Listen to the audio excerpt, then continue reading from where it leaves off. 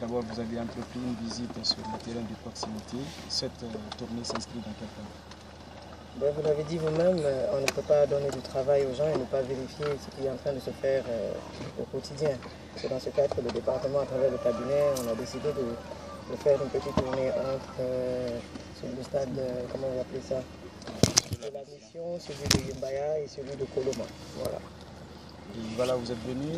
Quel est le constat que vous dressez sur le terrain? D'abord, je suis heureuse de constater que le partenariat tissé avec le privé à travers l'ASK, qui consiste à la réhabilitation du stade de la mission, se poursuit dans les meilleures conditions. Les images en témoignent. Par contre, les travaux confiés justement et qui sont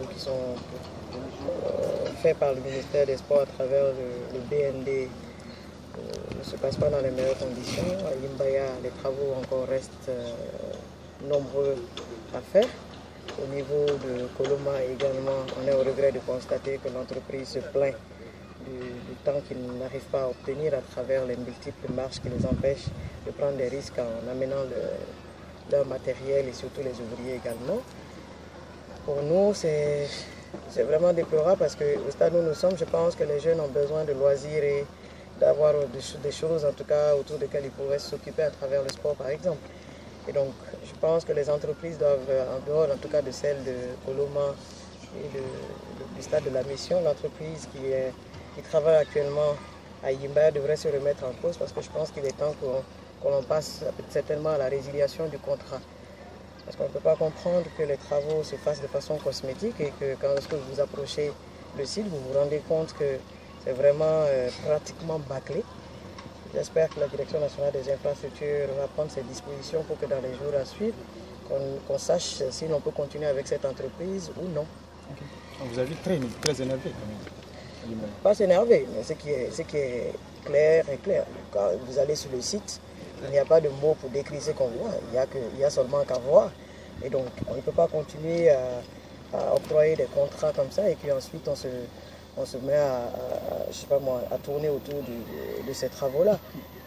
Et donc, comme je viens de le dire, cette entreprise a intérêt à nous dire où nous sommes en train d'aller parce que nous, ce qui est clair, dans notre lettre de mission, il est bien écrit que de réchauffer la collaboration avec les privés, les investisseurs qui veulent apporter leur aide au développement de nos infrastructures et je pense que c'est la piste la plus réelle dans mon sens.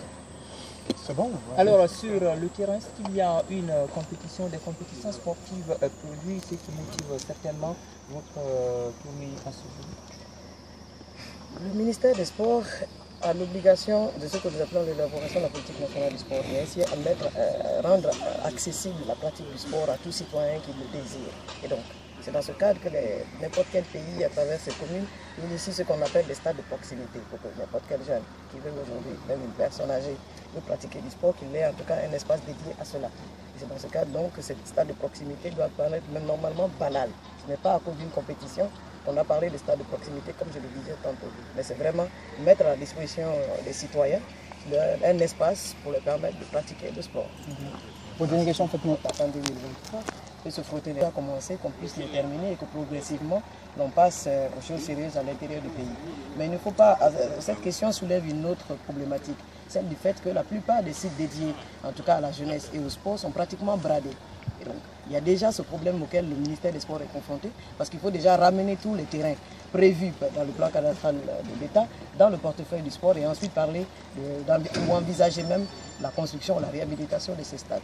Donc vous remarquerez que c'est toute une chaîne de problèmes auxquels nous sommes confrontés, mais tant bien que mal, les quelques endroits qui sont à disposition, qu'on les réhabilite. Merci.